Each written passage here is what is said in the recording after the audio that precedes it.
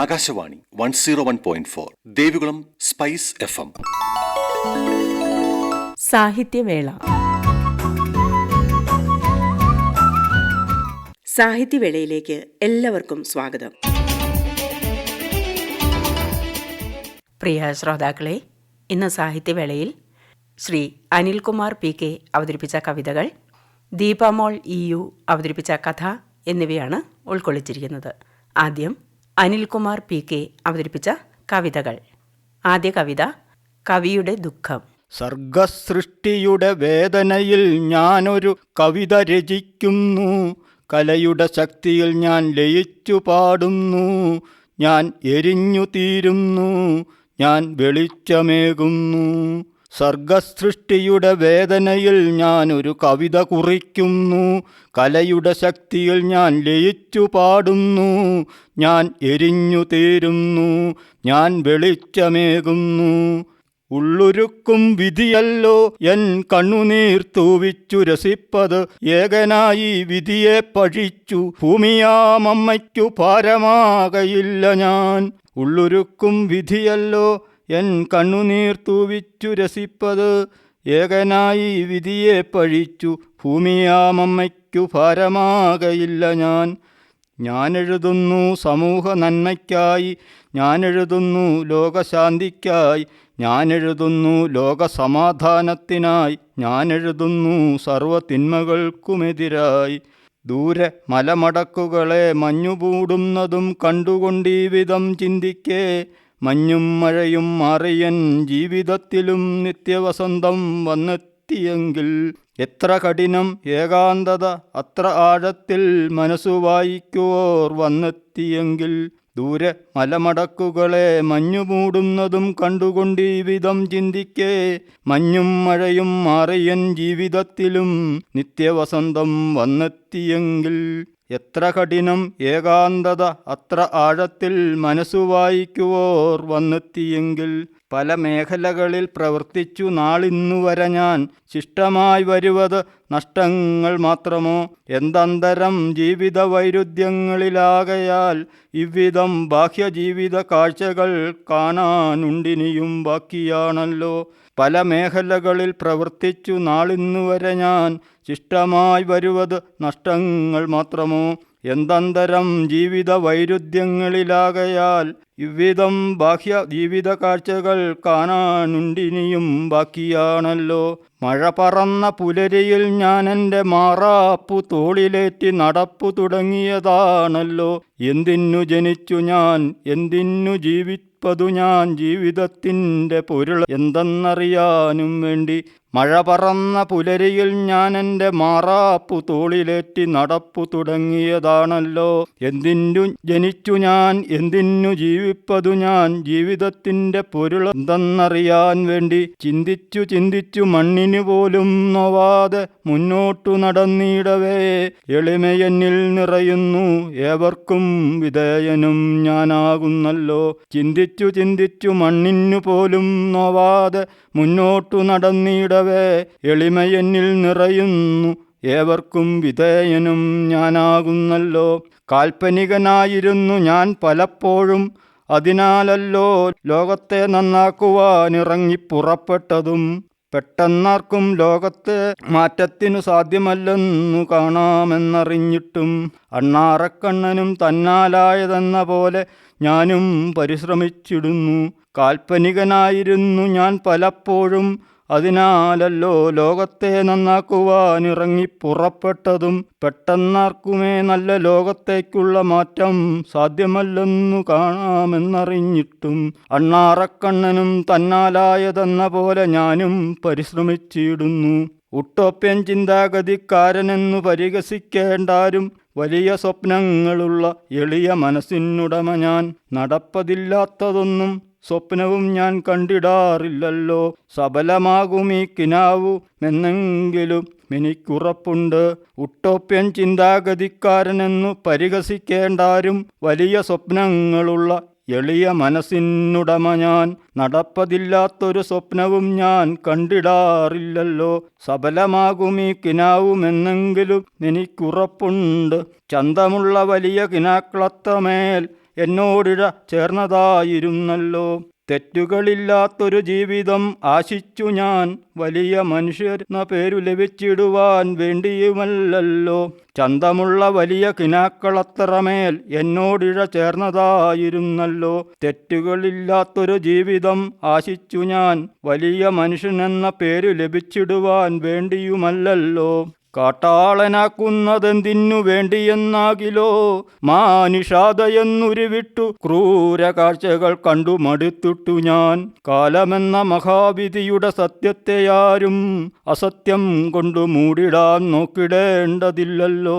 കാട്ടാളനാക്കുന്നതെന്തിനു വേണ്ടിയെന്നാകിലോ, മാനുഷാദയെന്നുരുവിട്ടു ക്രൂര കാഴ്ചകൾ കണ്ടു മടുത്തിട്ടു ഞാൻ. കാലമെന്ന മഹാവിധിയുടെ സത്യത്തെയാരും അസത്യം കൊണ്ടു മൂടിടാൻ നോക്കിടേണ്ടതില്ലല്ലോ. സാമൂഹിക ജീവിയായി മനുഷ്യവംശത്തിലൊരംഗവും ഞാൻ, ഉള്ളിലേക്കു സ്വയം ചുരുങ്ങിയിടുന്ന വിഷമങ്ങൾ തുറന്നു പറയുക, പരിഹരിച്ചിടുക. സാംസ്കാരിക മുന്നേറ്റം സാധ്യമാക്കിയിടുകിൽ സംസ്കാര സമ്പന്നരായിടും, ഭാഷയുടെ പേരും പെരുമയും വർദ്ധിച്ചിടും. സാമൂഹിക ജീവിയായി മനുഷ്യവംശത്തിലൊരംഗവും ഞാൻ, ഉള്ളിലേക്കു സ്വയം ചുരുങ്ങിയിടരുതാരും, വിഷമങ്ങൾ തുറന്നു പറയുക, പരിഹരിച്ചിടുക. സാംസ്കാരിക മുന്നേറ്റം സാധ്യമാക്കിയിടുകിൽ സംസ്കാര സമ്പന്നരായിടും, ഭാഷയുടെ പേരും പെരുമയും വർദ്ധിച്ചിടും. എന്തേ മാറിയില്ലീ ലോകം കാലോചിതമായി, ആശിച്ചു പ്രവർത്തിച്ചവർ മൺമറഞ്ഞു പോയിട്ടും, ഏവർക്കും നന്മയ്ക്കായി ഞാനും പ്രവർത്തിക്കും, മാതൃക കാട്ടിടും മേലിലും എന്നുറപ്പോടെ. എന്തേ മാറിയില്ലീ ലോകം കാലോചിതമായി, ആശിച്ചു പ്രവർത്തിച്ചവർ മൺമറഞ്ഞു പോയിട്ടും, ഏവർക്കും നന്മയ്ക്കായി ഞാനും പ്രവർത്തിക്കും, മാതൃക കാട്ടിടും മേലിലും എന്നുറപ്പോടെ. മഹാത്യാഗികൾ തന്ന നന്മകളല്ലോ നമ്മുടെ വളർച്ചകൾ, തെറ്റുകൾ നമ്മെ പിന്നോട്ടു കൊണ്ടുപോയിടുന്നു, ശരികളിൽ മാത്രമാകുക എന്നതല്ലോ വേണ്ടത്. മഹാത്യാഗികൾ തന്ന നന്മകളല്ലോ നമ്മുടെ വളർച്ചകൾ, തെറ്റുകൾ നമ്മെ പിന്നോട്ടു കൊണ്ടുപോയിടുന്നു, ശരികളിൽ മാത്രമാകുക എന്നതല്ലോ വേണ്ടത്. ഭ്രഷ്ടനാക്കപ്പെടുകിൽ ഞാനും നല്ലിടം തേടിപ്പോകാം, ഈ നാടിനെ വിളിക്കുന്നു ദൈവത്തിൻ്റെ സ്വന്തം നാട്. ഇവിടെയുള്ള കാഴ്ചകൾ പഠിക്കാനല്ലോ ഏവരും വരുവത്, അഭിമാനിക്കാം. ഭ്രഷ്ടനാക്കപ്പെടുകിൽ ഞാനും നല്ലിടം തേടിപ്പോകാം, ഈ നാടിനെ വിളിക്കുന്നു ദൈവത്തിൻ്റെ സ്വന്തം നാട്. ഇവിടെയുള്ള കാഴ്ചകൾ പഠിക്കാനല്ലോ ഏവരും വരുവത്, അഭിമാനിക്കാം. ഒത്തിരി ഒത്തിരി ജീവിത ഓർമ്മകൾ നിരനിരയായി വന്നു നിൽക്കേ, എത്രയോ ജന്മങ്ങളിൽ അനുഭവിക്കേണ്ടുന്ന വേദന തിന്നു ഞാൻ. ഇത്തിരി നേരമെങ്കിലും എനിക്കൊന്നാഹ്ലാദിക്കണം. ഒത്തിരി ഒത്തിരി ജീവിത ഓർമ്മകൾ നിരനിരയായി വന്നു നിൽക്കേ, എത്രയോ ജന്മങ്ങളിൽ അനുഭവിക്കേണ്ടുന്ന വേദന തിന്നു ഞാൻ. ഇത്തിരി നേരമെങ്കിലും എനിക്കൊന്നാഹ്ലാദിക്കണം. എൻ്റെ വലിയ സ്വപ്നങ്ങളെവിടെ, എൻ്റെ ഇനിയും പൂവണിയ ജീവിതമെവിടെ? സ്വപ്നങ്ങളെനിക്കു ഭാരമായി ഭവിച്ചിടുകിലെങ്കിലും, ഭാരമാകയില്ല ഞാനീ മണ്ണിനു പോലുമേ. എൻ്റെ വലിയ സ്വപ്നങ്ങളെവിടെ, എൻ്റെ ഇനിയും പൂവണിയ ജീവിതമെവിടെ? സ്വപ്നങ്ങളെനിക്കു ഭാരമായി ഭവിച്ചിടുകിലെങ്കിലും, ഭാരമാകയില്ല ഞാനീ മണ്ണിനു പോലുമേ. ഒരു നൂറ്റാണ്ടിനപ്പുറം ജനിക്കേണ്ടിയിരുന്നോ ഞാൻ, അസമത്വവും അനാചാരങ്ങളും എനിക്കു സഹിക്കാനാവതില്ല. ലോക വളർച്ചയ്ക്കു വഴികാട്ടിയായിടാം മലയാള നന്മ, ലോക നന്മയ്ക്കേകിടാം നന്ദിയോടെ. ഒരു നൂറ്റാണ്ടിനപ്പുറം ജനിക്കേണ്ടിയിരുന്നോ ഞാൻ, അസമത്വവും അനാചാരങ്ങളും എനിക്കു സഹിക്കാനാവതില്ല. ലോക വളർച്ചയ്ക്കു വഴികാട്ടിയായിടാം മലയാള നന്മ, ലോക നന്മയ്ക്കേകിടാം നന്ദിയോടെ. തുടർന്ന് ഒരു ദാർശനികന്റെ സ്വപ്നം. കേരള നാടിൻ്റെ മക്കളീ മണ്ണിനെ സ്നേഹിച്ചിടുന്നൊരുമയോടെ അരുമയായി കാത്തിടുന്നു. ഞാനും ആ കൂട്ടത്തിൽ പെട്ടൊരാളായിട്ടീ മന്നിടം സംരക്ഷിപ്പൂ. അങ്ങിനെയായിടും ഞാനും ഈ നാടിനു ദോഷം ഭവിപ്പതു ചെയ്യുവതില്ല. കേരള നാടിൻ്റെ മക്കളീ മണ്ണിനെ സ്നേഹിച്ചിടുന്നൊരുമയോടെ അരുമയായി കാത്തിടുന്നു. ഞാനും ആ കൂട്ടത്തിൽ പെട്ടൊരാളായിട്ടീ മന്നിടം സംരക്ഷിപ്പൂ. അങ്ങിനെയായിടും ഞാനും ഈ നാടിനു ദോഷം ഭവിപ്പതു ചെയ്യുവതില്ല. എന്നെളിയ ജീവിതം മുന്നോട്ടു നയിക്കുമ്പോൾ സഞ്ചരിപ്പതോ നല്ല വഴികൾ മാത്രം. തരിച്ചു നിന്നിട്ടു തിരിച്ചു പോകാതെ മഹത്വ ജീവിതം തുടർന്നിടുന്നു ഞാൻ. എന്നെളിയ ജീവിതം മുന്നോട്ടു നയിക്കുമ്പോൾ സഞ്ചരിപ്പതോ നല്ല വഴികൾ മാത്രം. തരിച്ചു നിന്നിട്ടു തിരിച്ചു പോകാതെ മഹത്വ ജീവിതം തുടർന്നിടുന്നു ഞാൻ. വിധിയുടെ ക്രൂര കരാളഹസ്തത്തിൽ ഞെരിഞ്ഞമർന്ന കഠിന പ്രാരാബ്ദങ്ങൾ എന്നെ വലച്ചതും തീവ്ര ദുരനുഭവ പാഠങ്ങൾ പഠിച്ചതും സ്വയം അരികുപറ്റി ഉൾവലിഞ്ഞു നടപ്പതുണ്ടു ഞാൻ ചിലവേള. വിധിയുടെ ക്രൂര കരാളഹസ്തത്തിൽ ഞെരിഞ്ഞമർന്ന കഠിന പ്രാരാബ്ദങ്ങൾ എന്നെ വലച്ചതും തീവ്ര ദുരനുഭവ പാഠങ്ങൾ പഠിച്ചതും സ്വയം അരികുപറ്റി ഉൾവലിഞ്ഞു നടപ്പതുണ്ടു ഞാൻ ചിലവേള. ഹാ, എത്ര സുന്ദരമാകുന്നീ മനോഹര ജീവിതത്തെ അറിയാതെ ഭാരമായി സ്വയം മറഞ്ഞു പോകുന്നു ചിലർ.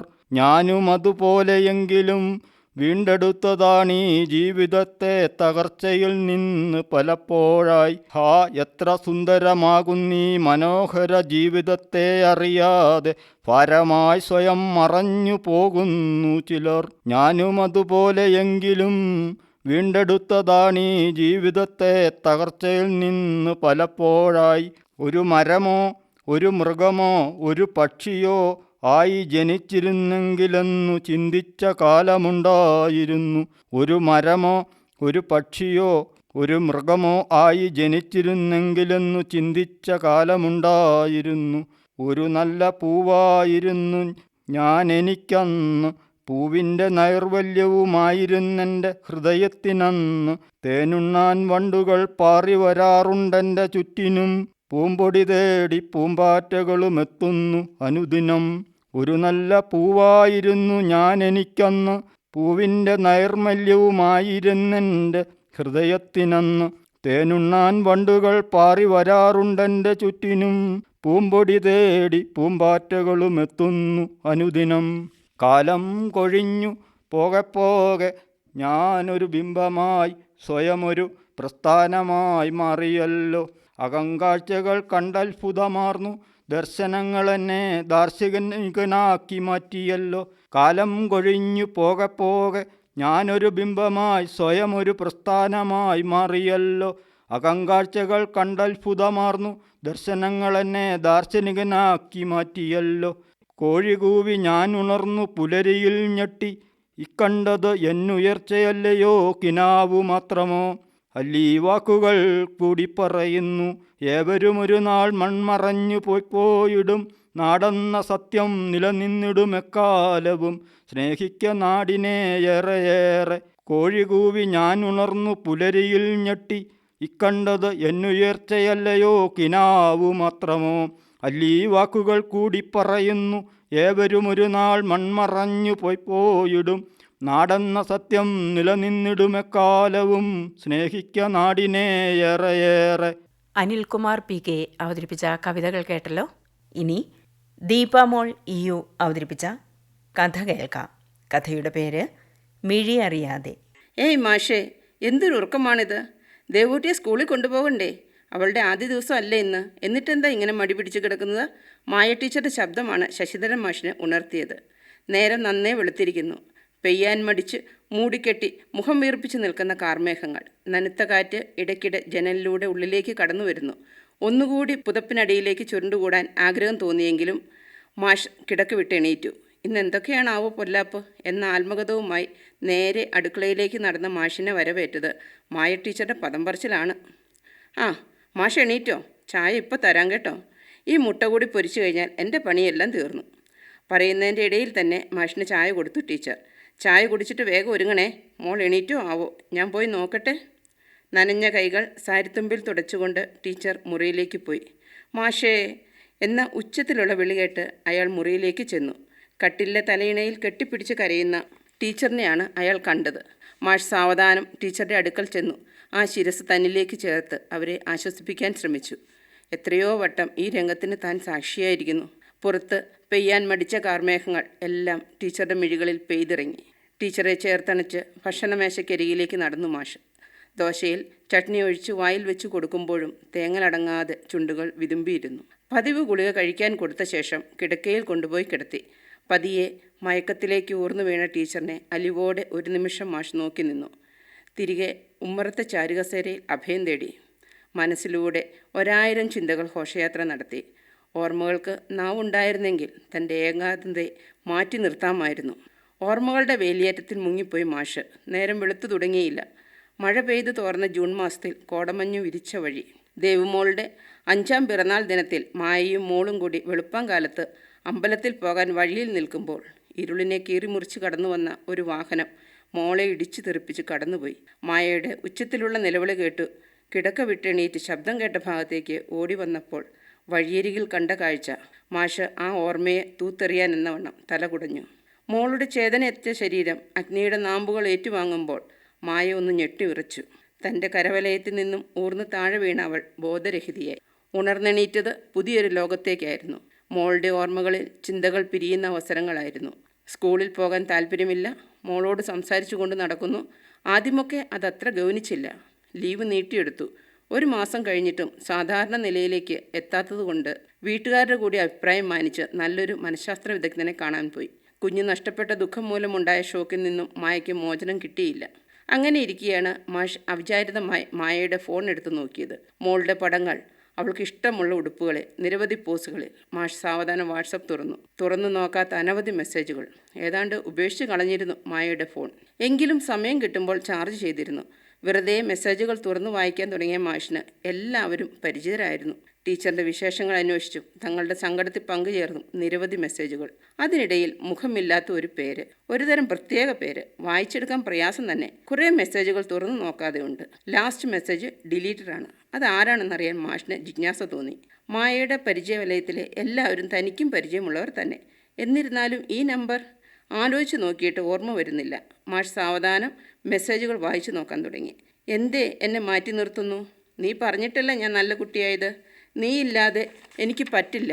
നമുക്ക് ഒരുമിച്ച് ജീവിക്കാം, അല്ലെങ്കിൽ ഒരുമിച്ച് മരിക്കാം. മറുപടി ഇല്ലാത്ത കുറേ മെസ്സേജുകൾ. ഇടയിൽ എപ്പോഴോ എന്നെ അങ്ങനെയൊന്നും കാണരുത്. നിന്റെ നല്ല ഭാവിക്ക് വേണ്ടിയാണ് ഞാൻ ചെയ്തതല്ല. അതിന് നീ എൻ്റെ ജീവിതം തകർക്കരുത്. മാഷ് ഒന്നും മനസ്സിലാവാതെ തരിച്ചിരുന്നു. ഒടുവിലത്തെ മെസ്സേജ് ജൂൺ 1-ാം തീയതി രാവിലെ 5 മണിക്ക്. മാഷൊന്ന് നടുങ്ങി. അന്നാണല്ലോ എൻ്റെ മോളുടെ ജീവൻ നഷ്ടമായത്. ആലോചനയ്ക്കൊടുവിൽ അയാൾ ആ നമ്പറിലേക്ക് വിളിച്ചു. ഈ നമ്പർ നിലവിലില്ല എന്ന സന്ദേശം. എന്തു ചെയ്യണമെന്നറിയാതെ മാഷ് ഇത് കർത്തവ്യമൂഢനായി. തലയിലാകെ ഒരു പെരുപ്പ്. ഒടുവിൽ സുഹൃത്തായ സർക്കിൾ ഇൻസ്പെക്ടർ രാഹുലിനെ വിളിക്കാൻ തീരുമാനിച്ചു. അവൻ വിശ്വസ്തനാണ്. എന്തായാലും കാര്യങ്ങൾ അവനോട് പറയുക തന്നെ. ചുരുളഴിയാൻ എന്തൊക്കെയോ ബാക്കി നിർത്തിയാണ് മായ ഓർമ്മകളുടെ തീരം വിട്ടുപോയത്. കൂറ്റൻ തിരമാലകളിൽ ആടിയുലയുന്ന ഒരു പായ്വഞ്ചി. അതിൽ 100 കൂട്ടം ചോദ്യങ്ങൾ ഉത്തരം കിട്ടാതെ മുങ്ങിയും പൊങ്ങിയും മനസ്സിനെ കരക്കടുപ്പിക്കാതെ വട്ടം കറക്കുന്നു. മുറിയിൽ നിന്നും മായയുടെ അടക്കിപ്പിടിച്ച തേങ്ങൽ. ആദ്യമായി മാഷിനെ എന്തെന്നില്ലാത്ത ദേഷ്യം തോന്നി അവളോട്. മുറിയുടെ വാതിക്കലെത്തി നോക്കി അയാൾ തിരികെ നടന്നു. ഏതോ ഒരു മെസ്സേജ് കണ്ടപ്പോൾ താൻ എന്താ ഇങ്ങനെ മാറിപ്പോയത്? അയാൾ സ്വയം ചോദിച്ചു. മനസ്സിനെ നിയന്ത്രിക്കാൻ കഴിയാതെ വന്നപ്പോൾ രാഹുലിനെ വിളിച്ചു. മായയുടെ ഫോണിൽ കണ്ട കാര്യങ്ങൾ വിശദീകരിച്ചു. തൻ്റെ ശബ്ദത്തിൻ്റെ പതർച്ച തിരിച്ചറിഞ്ഞ രാഹുൽ അയാളെ ആശ്വസിപ്പിച്ചു. രാഹുലിനോട് കാര്യങ്ങൾ തുറന്നു പറഞ്ഞപ്പോൾ മനസ്സിന് വല്ലാത്തൊരു ആശ്വാസം തോന്നി അയാൾക്ക്. കുറച്ച് മാസങ്ങൾക്ക് ശേഷം പുറത്തേക്ക് ഇറങ്ങാൻ മാഷ് തയ്യാറെടുത്തു. ഏതാനും വാര അകലത്തിൽ താമസിക്കുന്ന മായയുടെ അമ്മയെ വിളിച്ചു വീട്ടിൽ മായയ്ക്ക് കൂട്ടിരുത്തിയ ശേഷം രാഹുൽ കാണാമെന്നേറ്റ സ്ഥലം ലക്ഷ്യമാക്കി അയാൾ നടന്നു. വണ്ടിയെടുക്കാൻ തോന്നിയില്ല. പുറം ലോകവുമായി ബന്ധമില്ലാതായിട്ട് കുറച്ച് നാളുകളായി. മറ്റുള്ളവരെ അഭിമുഖീകരിക്കാനുള്ള വിഷമം, ആളുകളുടെ ചോദ്യങ്ങൾക്ക് ഉത്തരം പറയാനുള്ള മാനസികമായ ബുദ്ധിമുട്ട്. ഇന്ന് അതെല്ലാം അയാൾ മറന്നു. ഓരോന്നോർത്ത് ചെന്നു നിന്നത് പുതുതായി തുടങ്ങിയ ഷോപ്പിംഗ് മാളിൻ്റെ മുമ്പിൽ. രാഹുലാണ് അവിടെ നിർദ്ദേശിച്ചത്. വീട്ടിലായാൽ തുറന്ന് സംസാരിക്കാൻ പറ്റിയെന്ന് വരില്ല. അല്പസമയത്തിനകം രാഹുൽ എത്തിച്ചേർന്നു. അധികം തിരക്കില്ലാത്ത ഒരു റെസ്റ്റോറൻറ്റിൽ ഒഴിഞ്ഞു കിടക്കുന്ന ഒരു മേശയ്ക്കിരുവശത്തുമായി അവർ ഇരുന്നു. തൻ്റെ കയ്യിൽ കരുതിയിരുന്ന മായയുടെ ഫോൺ അയാൾ രാഹുലിനെ ഏൽപ്പിച്ചു. അയാളുടെ ഉള്ളിലെ വ്യതയുടെ ആഴമറിഞ്ഞ രാഹുൽ തനിക്ക് ആവശ്യമായ വിവരങ്ങൾ ഫോണിൽ നിന്ന് ശേഖരിച്ച ശേഷം മാഷിന് തിരികെ നൽകി. ഓരോ ചായയും കുടിച്ച് അവർ പിരിഞ്ഞു. അന്ന് തന്നെ രാഹുൽ വളരെ രഹസ്യമായി അന്വേഷണം ആരംഭിച്ചു.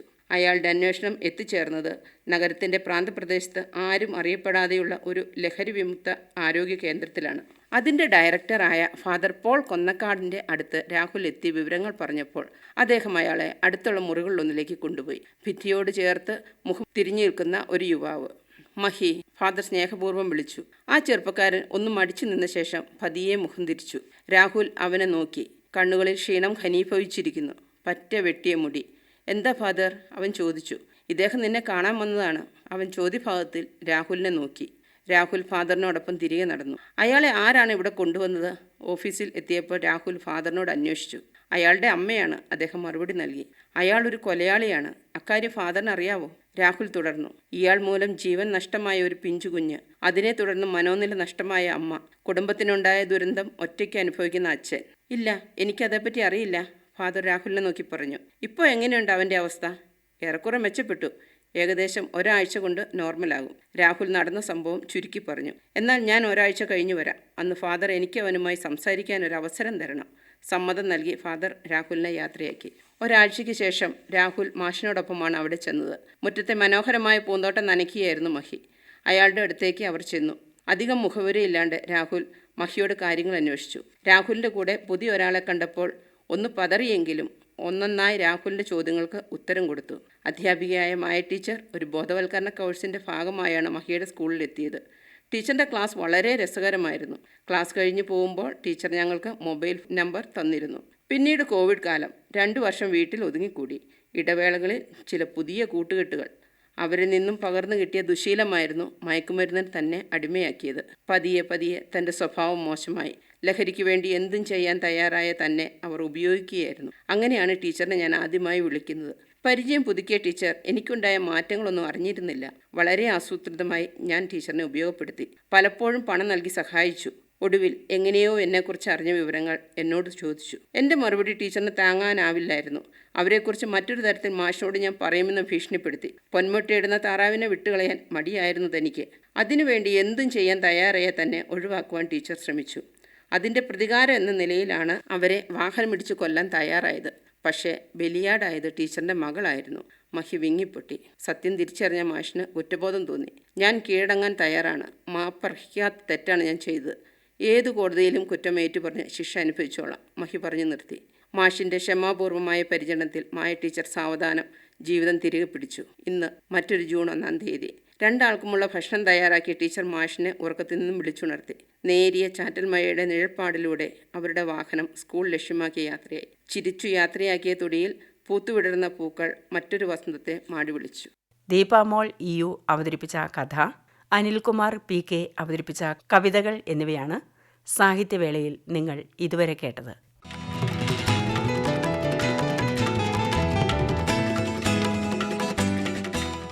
ഈ സാഹിത്യവേളയുടെ പുനഃപ്രക്ഷേപണം ശനിയാഴ്ച രാത്രി 8 മണിക്ക്.